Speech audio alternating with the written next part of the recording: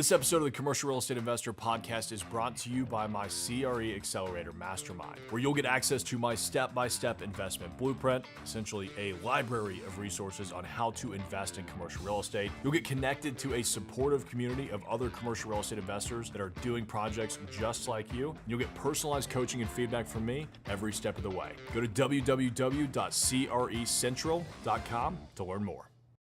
Welcome back to 30 Deals in 30 Days. It is a cold day in Nashville after a relatively warm weekend, so this is a bit of a shock to my system. But hey, it's my favorite time of the year, baby. And we are in the middle of underwriting a deal every day, 30 days in a row, so that you can learn how to underwrite commercial real estate deals. If you are interested in buying commercial properties, analyzing commercial real estate is one of the biggest unknowns, right? Especially if you're coming from residential, where it seems relatively straightforward. What we're doing on all these calls is diving into a random deal in a random market. I'm showing you how I would wrap my head around it, make sense of it, and then fully underwrite it in our spreadsheets. If you want to join the challenge, you can. It's free. The link is in the description below. Go to crecentral.com/30deals30days, or just click on that link. Sign up. You'll get access to my commercial real estate underwriting spreadsheets. You'll get access to my AI tools, even my course, which is like over 20 hours worth of training for you. You'll have access to that through day 30 of the challenge. So if you haven't signed up yet, you better jump in on it. Let's see here. Black Sheep is saying, how we doing? I've been in New York City and missing out on so much. Well, Black Sheep, good news. They're all recorded. You can go back. I was wondering where you were, man. I was like, man, Black Sheep's been here like every single day. We had a contingency there of people for the first like 5 or 10 days that were on every single call.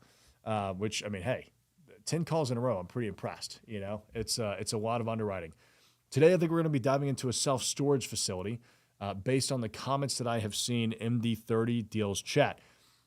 If you want me to underwrite a deal that you are actively looking at buying, or something that you're curious on, or just something that's in your city, so you can see how I would look at deals in your city, join the challenge, submit it in the chat. All right, let's see what we got going on here. So this one's from Shirag. He's saying, hey, Tyler, any chance we can underwrite this self-storage deal in Dallas, Fort Worth? Absolutely, Shirag. We can definitely do that. Black Sheep, I hope New York City was fun. I would imagine this time of year, it's the weather's just great up there. So that had to be pretty cool. Okay, so let's see here. Right off the bat, $2 million, 48,000 square feet of units. That's a lot of units. Does it say anywhere how many units it is? Just to put it in perspective, I'm building 350 units indoors, climate controlled, which means that I have, probably 15% or 20% common area waste because we need hallways inside. This looks like it might be exterior. 48,000 square feet is an acre, over an acre of self-storage. So I wonder how many units that is. It's a decent amount. Pro forma cap rate is a 10.85%. Current cap rate is 7.2. I always love that. I love the pro forma cap rate, especially if it's not based off of just what a natural increase would be. Because the thing is, like, if you could take this from a 7.2% cap rate today and turn it into a 10.85, why wouldn't you? Why wouldn't you do that? And sometimes sellers have legitimate reasons. I don't have the money. I am retired and I'm in Florida and I'm on the beach drinking and I don't care enough about it anymore. That's fine. That could be a pretty good reason. But I always like to ask that reason. All right, let's see. One of the premier boat and RV storage facilities. Okay, so it may not be your typical storage facility, which is probably one of the reasons why we have a higher cap rate. 4.17 acres in size. 12 climate-controlled units, 107 covered parking spaces, 46 uncovered parking spaces. Sizes range from 50 to 575 rentable square feet, sturdy metal buildings, garage-style roll-up doors, and standing seam metal roofs, okay? So typically when you have an RV and boat storage, it's just going to go for a higher cap rate than a typical, self-service storage facility because it's just a different kind of tenant. It's not as sure that they're going to be staying all the time. But if you're in a good location or you're the only location, you can have some good tenancy. You can be really sticky, I guess is a good way of putting it. 85% physically occupied, 83% economically occupied. I like that they differentiate this, right? Because 85% physical occupancy means it is physically 85% occupied. 83% economical occupancy means somebody's physically in a space and they're not paying rent. So there could be a reason for that. It could just be somebody's falling behind. Who knows? Wrought iron perimeter fencing, personalized keypad gate access, comprehensive camera surveillance, wide driveways, automated remote leasing technology. I think it sounds kind of nice. M is saying hello from New York. M, I wonder if you ran into Black Sheep while he was up there. Hopefully you guys got to underwrite some deals together. Good to see you. Thanks for jumping in. Let's see here. Priced attractively at $2 million. New investors stand to achieve a broker-adjusted 7.2% end of year one unleveraged yield by implementing modest rental rate adjustments. Again, if it was that easy, why wouldn't the seller do it? Okay, let's see what we got here. Let's look at some pictures.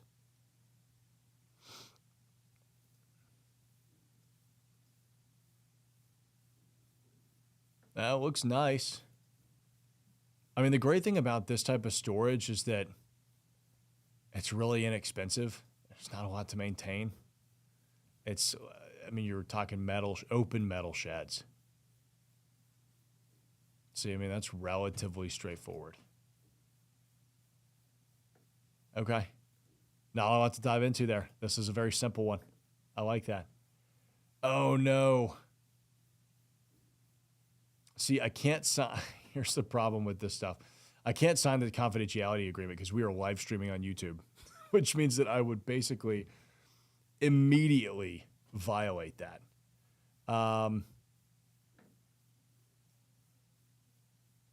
That's going to make it difficult for us to actually figure this out. But you know what? We'll make some assumptions based on that. Z is saying, before you buy a property, do you get appraisal agent out before buying, or do you skip that part? Z, as a commercial real estate broker, I've been looking at deals for 12 years. And so typically what I do is I just do it on my own. I'll go and kind of figure it out by myself. Now, if there's a specialized type of property and we have no clue what to do with it, then we might say, yeah, let's bring in an appraiser just so that we feel comfortable here. But no, typically, yes, you have. If you're getting a bank loan, you're getting an appraisal. Let's see, it was listed for sale in July for 2.1, so they've already come down 5%.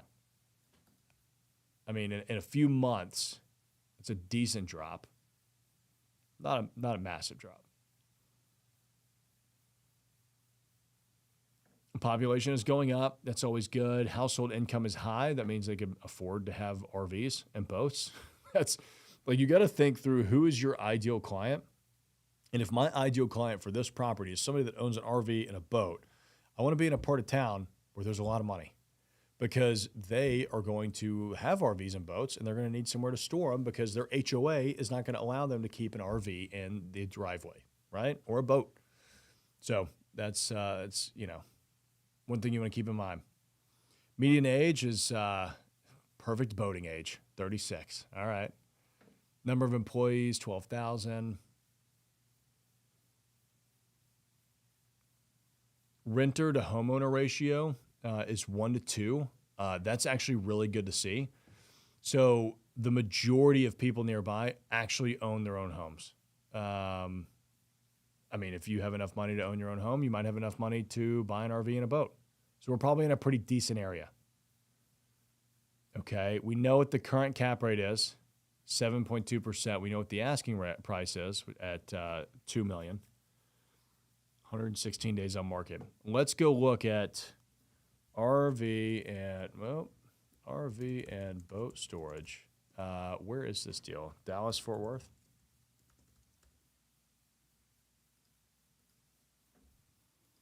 Actually, let's look this up first. Let's see where we are.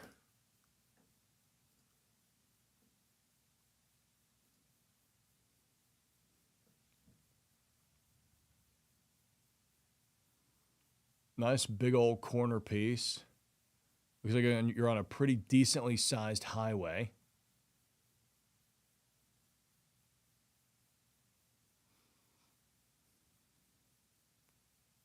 Okay, so we're just southeast of Fort Worth. Looks like we do have a body of water not too far, which is nice, right? Because people don't want to take their boats too far from where they're actually going to be putting them in the water and using them.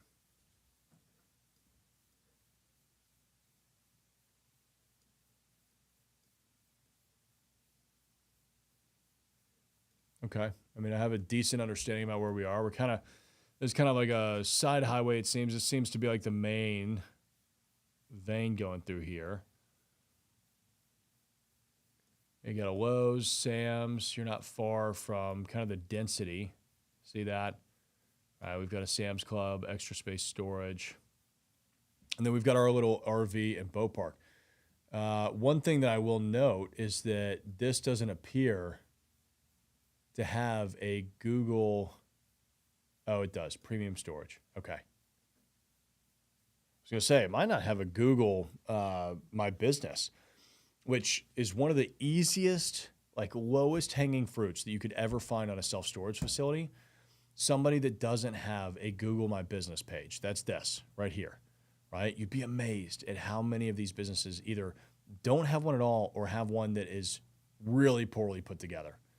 You know, so like if I click on this to see the photos, I can see, you know, this looks pretty nice, right? Like, look at that. I mean, that's great. This looks really nice and new. On-site clean water fill and dump station, free air pump use, free electric per covered unit. You know, I mean, if I'm looking to store my boat, like that's one thing you want to do when you're doing this is like put yourself in your customer's shoes. If you're looking at storing your very expensive toys somewhere, do you want it to look nice? Do you want it to look a little bit brand new? Do you want it to be clean and polished and ready to roll? I think so. I think you do. All right, now let's look for RV and boat storage. RV storage. Uh-oh. Oh, man, there's a lot. All right, Mansfield. They've got 3.5 stars compared to our what? Well, how many stars do we have? We've got 4.5. So we need to get some more Google reviews. Oh, my gosh, there's a lot of RV and boat storage around here. Okay, so 3.5.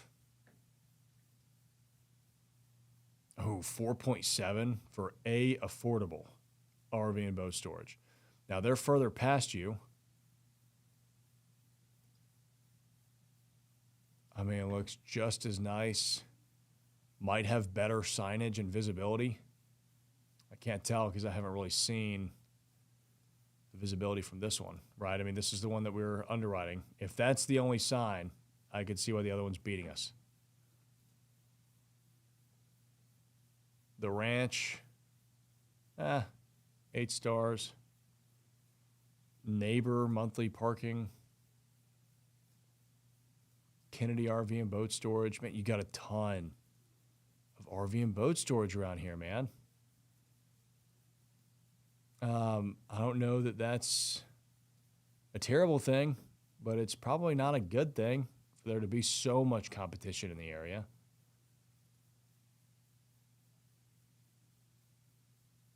See, I mean, this is a pretty simple way of just checking the market. I'm just going through Google and looking at all the businesses that are around.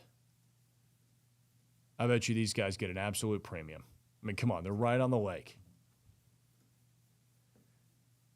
I mean, if I'm storing my boat, I want to be at this place.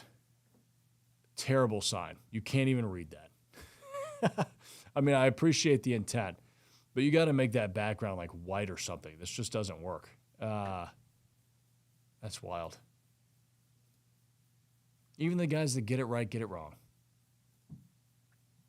See, their pictures aren't that great. They're just of boats and RVs.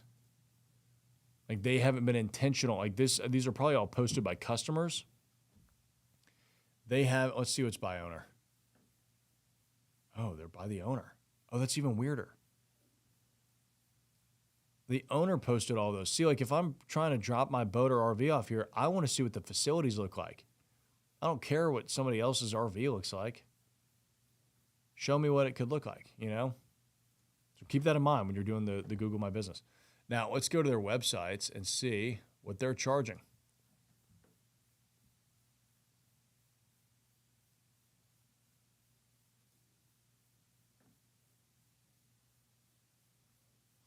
$10 by $25 uncovered good for small boats starting at $100 a month.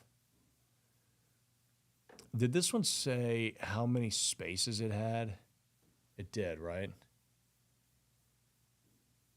So 12 climate-controlled units, 107 covered spaces, and 46 uncovered spaces. So if we run 2 million times 0.072, that's the 7.2% cap rate, that gives us 144,000 net per year. I'm just going to lump all of these units into one. So what is that? 107 plus 12 gives us 119 plus 46 gives us 165. Is that right? Divided by 165 units. So we're averaging $72 per space per month. Now that's a blended rate, obviously, right? We're blending in climate-controlled self-storage units with uncovered parking spaces, but we can't differentiate those right now. Covered starts at 120. But it's a 10 by 20. Do we actually break down any sizes here? No, it just says what they range from. Again, unfortunately, I'm having to get everything that I can out of just the Crexy listing because we cannot sign the confidentiality agreement, unfortunately. Wouldn't be very confidential doing it publicly on YouTube. Let's see here. That's not what we want. That's not what we want either. Where did I go? Okay, here. Those spaces look pretty decently sized, like a 12 by 20 probably. Maybe bigger. 12 by 25 is 175 a month, 177 a month. So, I mean, their lowest, I think this is interesting. Their lowest is $100 a month. And then some of the stuff that I think that we're comparable to, maybe a 12 by 35 is $255 a month. Now, these are gross rates, right? And so if you're offering electric and you're doing landscaping and stuff like that, there's going to be some expenses that come out. Shouldn't be a ton with a property like this. Your operating expense ratio should be lower than 30%. I would expect. Okay, that's one comp. Let's go see what we can find that's like right next to us. Affordable. I love how people still do this as if phone books are still a thing. Like the only reason you would do the affordable storage is because you wanted to be the first at the very top of the phone book. I don't need that anymore. Maybe at least now.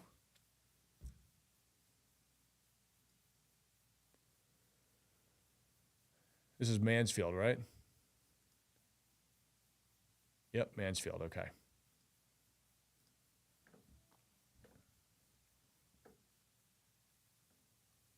Look at that, they're charging 140. Their smallest unit's 140.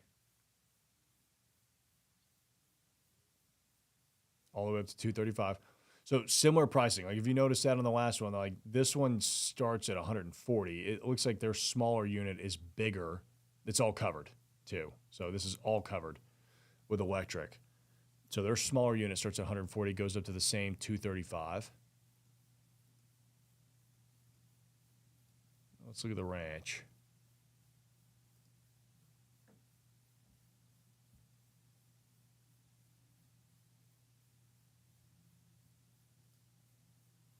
There's also a good way to see what your competition's websites and marketing looks like, how good it is, etc. Okay, uncovered parking is $87.55 a month.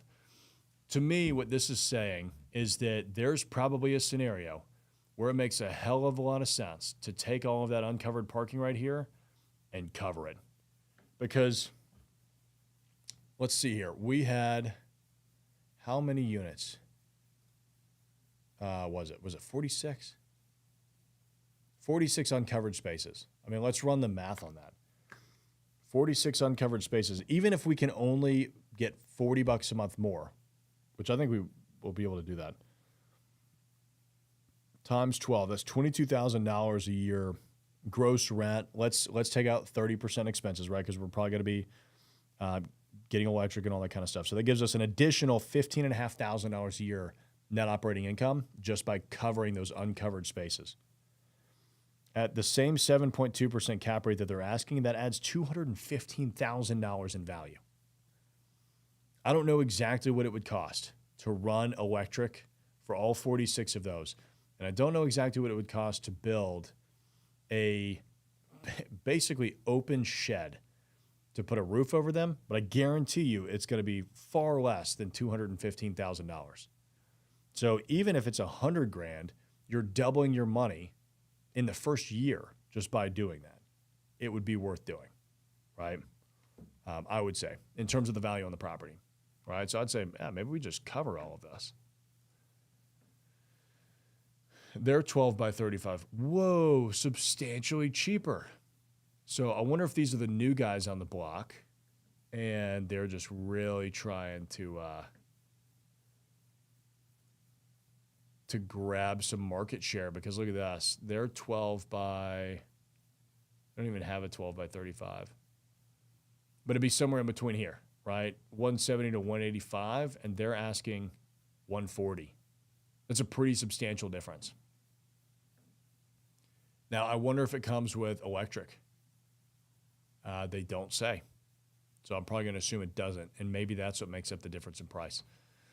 Why is electric important? Well, with RVs and boats, you may have to plug in the batteries. You may have to, do something to heat it up in the winter. And so it's just nice to have the power there. Plus, Black Sheep's a contractor. He's saying probably costs about $60 to $100K. So there you go. Covering those units right there and adding electric to it costs you $60 to $100K. It's going to give you about $214,000 in value. Worth spending every penny. That's how you make money in this game. Cash flow, that's fine. Whatever. That'll be really great when I'm retired.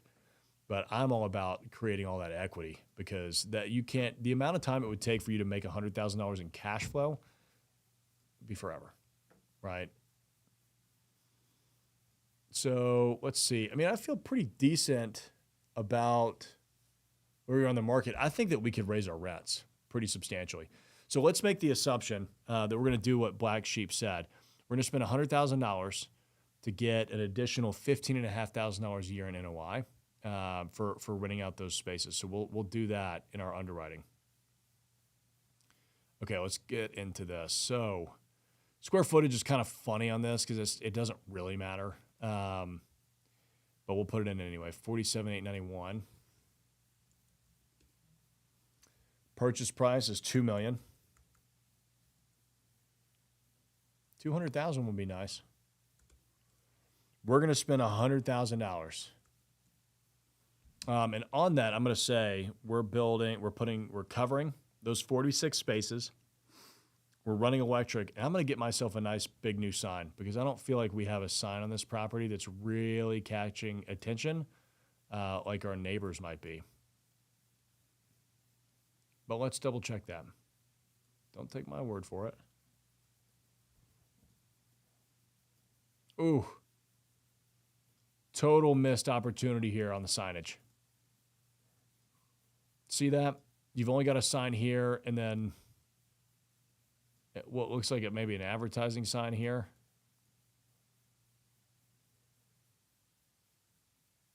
Yeah, it just doesn't do it. Really what you want is what the neighbor had, the competitor, who's down over here.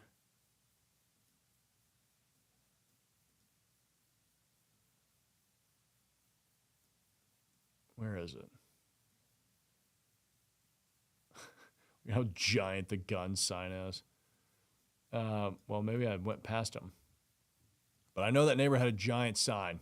Something like this right here. It just gives you so much more visibility. Something like this. So much more visibility. We need that on this facility. For sure. That would be a complete game changer. In my opinion, I just think that it really adds to it. I mean, this looks really nice. They did a great job. Kudos to whoever built this. I mean, the landscaping is really nice. Everything looks really good. I think that the biggest missed opportunity on this property is that it just doesn't have a sign. I think there's definitely room to increase rents. Black Sheep is saying corrugated side, panels, roof, and maybe some big timber for structural posts, maybe steel. I'd price solar too. Yeah, solar could be interesting, right? I mean, then you would almost eliminate your power costs.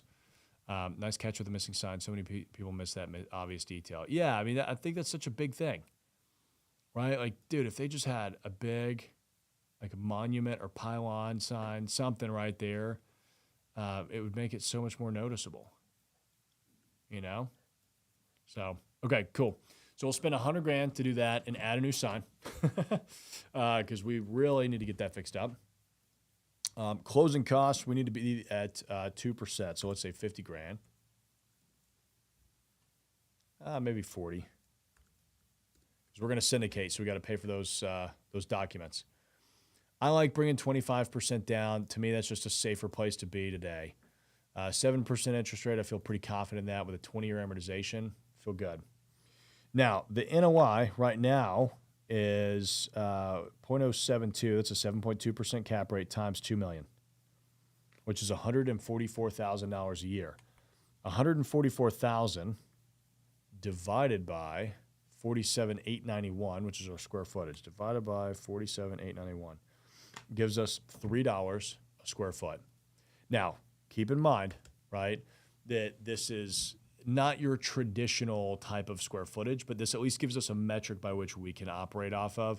I could also just hard code $144,000 into this section if I really wanted to. All right.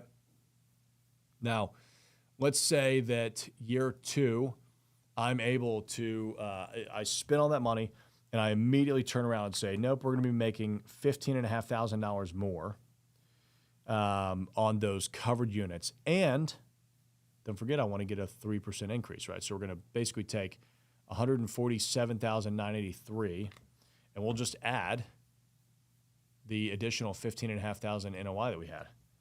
This plus $15,500. Now, keep in mind where we got that number from, right? I ran the math on how much more we could charge based on all of the comps around us for having that uncovered parking area be covered. That's what we're spending our construction budget on. So I think in year 2, we're going to be able to get a substantial bump, and then we'll continue at 3% annual increases. Now, here's the thing that I don't really know is what our occupancy is or what occupancy should be. Let's see if they say, I mean, they say that they're at 85% occupancy. So, I mean, my assumption is we probably should just stick to that, honestly, the whole time. I probably wouldn't change a thing.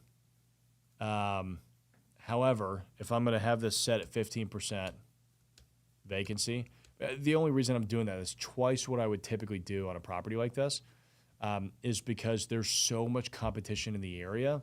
I think it's going to be really difficult to get any more than that. Now, what I do have to do, because remember, this right here is based on 100% occupancy. See, now we're taking out an additional 21,000. This is actually the 85% occupancy. So I'm going to take that 144, the $144,000 NOI, and I'm going to divide it by 85%, right? So that we can get our total gross potential rent. So 144,000 divided by 0.85 gives us 169,411. And I'm going to divide that. Remember, that's our total gross potential rent, what we could possibly make if this place was 100% occupied. And then I'm going to divide that by our square footage of 47,891.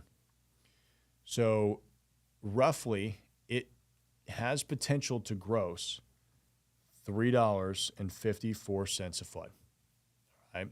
See how that changes our numbers? These have gone up substantially, but with our vacancy rates coming in, it puts us back at that 144, right? And that's exactly where we need to be. So I like that. We'll maintain a 15% vacancy rate across the board. Let's just say, hey, we don't get any worse. We don't really get any better. Now, here's the interesting thing with how this underwriting is set up. Remember, we basically took this as the NOI. So this isn't a gross potential rent number. This is our total NOI, which means I'm already subtracting my operating expenses from that. So I'm going to set this to 0. Now, these right here, we modified. So I will have to take this and fix the formula. So that equals this times the annual increase. And then this equals this times the annual increase. And we have fixed those formulas. So I'm going to make this blue again. Is that the right blue? It sure is not. Man, there's way too many shades of blue, man. All right. Get that figured out. Now, we're not going to have any leasing commissions because that doesn't really happen. In this world, we hard-coded this to be equal to F53, which is our annual expenses. We'll leave that for now. We don't need to fix it. I mean, really, it should be the sum of F53 plus this. Still give us 0, but now I can at least reset that and make it white again.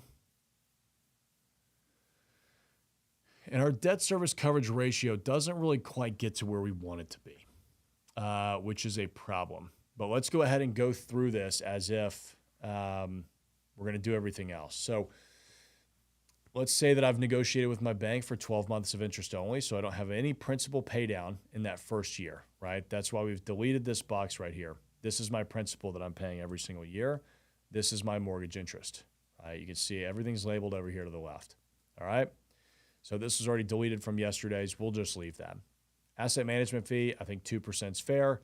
Capital reserves of 10 cents a foot, $47.89, probably high. It seems like it's in pretty good condition. There's really not a lot that needs to be done with a property like this. It's Texas. It's not like you're dealing with extreme cold weather. It gets cold there for sure. Colder than a lot of people think, actually. It gets pretty damn cold in Texas. But it's not going to be so disruptive that it's going to be a problem like it would be up in Wisconsin. Reallocation, we're going to take 30% as the general partners. We're going to give our investors 70%. And then it looks like our investors get, a decent amount of cash. Nothing great.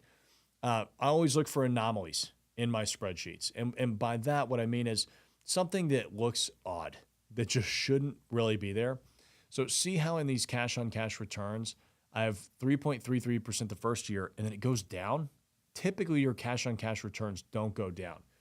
Now, the reason that this is happening is because we have that 12 months of interest only in the first 12 months, right? So one thing to keep in mind, I just always look out for that, because if we didn't have that 12 months of IO, this to me would say, hey, something's broken in the spreadsheet. Let's go fix it, all right? Yes, he's saying, yes, it is cold right now. It snowed once too. Yeah, I mean, it flurried in Nashville this morning. I feel you, man. I feel good about a 7.5% cap rate. They're asking a 7.2% cap rate. Let's go with a 7.5 on the exit, and we'll get a 35% total return on our capital with about a 7% annualized cash-on-cash return. Not really exciting. Nothing to write home about, all right? So what I would do here is we'll go back through and we'll look at it from a couple of different perspectives. One, do I think that we can get more aggressive with what we're doing here? All right. At 169, let's assume that we were fully occupied. That gives us $169,000 gross potential income divided by, what did we say it was? 107 plus 46, 165? Plus 12, 119, 100, yeah, I think it was 165. That's saying that we're going to average $85 a unit. That still seems possibly low to me. Maybe we're able to increase this by 5% per year. All right. Because keep in mind, I mean, now that is a net number, right? That's a net number. I want to make sure that we're keeping that in mind because we're netting $85, but they're asking 87 to 140. These guys are asking 140 all the way up to 235. There's a potential that we could net substantially more. Unfortunately, without the rent roll, without the T12, the trailing 12 months of expenses and income, I can't really know this too far in detail. So we're just going to make assumptions. If I were you and you were actually interested in buying this deal, sign the confidentiality group. First, call the Cauble Group. We're happy to represent you in buying any and all commercial real estate assets. But two, go through and actually look at those numbers because then you'll be able to figure out how much you think you can actually raise this rent. Let's say that we can raise it by 5% per year. The good thing is we hit our debt service. It's good. We hit a 124 by year 4. Most banks are not going to be happy about that. They're going to say, it's not really what we want to see. We're still getting, some abysmal cash-on-cash returns. And then we're making on average about 11% annually on our money. Not really exciting. I'm not getting out of bed for that. So the next lever that I would probably pull is our purchase price, what we're going to offer for this place. So we do that. Let's come down here and let's see just what that does. Right? Just that. Actually, operating expenses are all still 0. Yep. Okay. We hit our debt service coverage ratio in year 2, probably year 2.5 at some point. Much better. Cash on cash returns for our investors. Look, nobody's retiring off that. Substantially better though. And look at that. We're practically doubling our money, making 18% annualized. So that's how I make this deal work. It's probably worth about $1.8 million, to be honest with you. Whenever I do my underwriting, you guys have probably started to notice a pattern with me. Like, I do not like to get aggressive on my underwriting. I am only going to change or pull the levers that I know that I can pull. I don't know that I can raise rents higher than 5%. We might be able to, but I don't know that for a fact. I don't know that, we're going to be able to, substantially increase our occupancy and get rid of this 15% vacancy right across the board. We might, but there's a lot of units in the area, so I don't want to assume that we're just going to get up to 90%, right? The way that you could actually figure out, by the way, if we had 10 hours to do this underwriting, what I would do is I would start calling all those RV and boat storage places and asking them how many units they have available. They'll tell you. And then you say, okay, cool. How many units do y'all have total? Most of the time they'll tell you. They don't really have a problem with it. So now you've just done your own market survey. You can figure out what the vacancy rates are. One thing I do know, though, is that I can control the purchase price, right? I wonder what it would look like if we didn't bring any rehab to the table. We kept those uncovered spaces. So I'm going to delete this.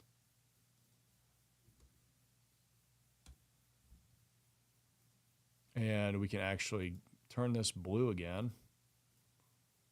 Look at that. Got it right the first time. The right blue. Cash on cash returns are fine. 83%. So it's not as good as what we would really want it to be, but it's not terrible. That's still assuming 5% annual rent increases. So, that's interesting. If we do add in 100,000, we are able to make 15,000 more here. Remember, it was like 80 something percent. It goes up to it gives us a 10% additional return. Like it takes us from being like an okay deal to, yeah, that's a good deal. That's how you, like, if you want to know if a value add project is worth it, just go through the underwriting spreadsheet just like that. Like, drop it in there, see what the returns are, take it out, see what the returns are. That'll show you exactly if it's worth doing that specific improvement. Black Sheep is saying, can you broker deals in all states? Absolutely. Yeah. I mean, we represent buyers all over the country. We've done deals in Texas, Carolinas, Georgia, Florida. I mean, the only reason we haven't done deals in, other states is just because most of our clients tend to buy in the Southeast. So they're usually buying in Texas, Tennessee, Kentucky. We've done some in Kentucky, North Carolina, South Carolina, and Florida, and Georgia, if I didn't say that one already. We've worked with clients, like I'm consulting on a project in Florida right now. We've got clients that are out in California. Typically our clients in California are selling there and doing a 1031 exchange elsewhere. But it just depends. Z is saying, I'm going to miss this when it's over. Z, join the mastermind. We do this every week. You could come hang with me and we could underwrite deals all the damn time, as much as you want. I love doing this stuff. So guys, there you have it. I mean, that's how I would go about underwriting self-storage for RV and boat storage. I think that was a pretty fun one. And it's kind of cool. We kind of had a natural limitation on not being able to look at the actual T12s, but hopefully that gave you a pretty good idea of how I would go about trying to figure out what the actual vacancy is, what everybody else is asking, and how you would go about comping it. So guys, thanks for joining me for day 20. Appreciate you all being here. Can't wait for tomorrow for day 21. I'll see you guys there.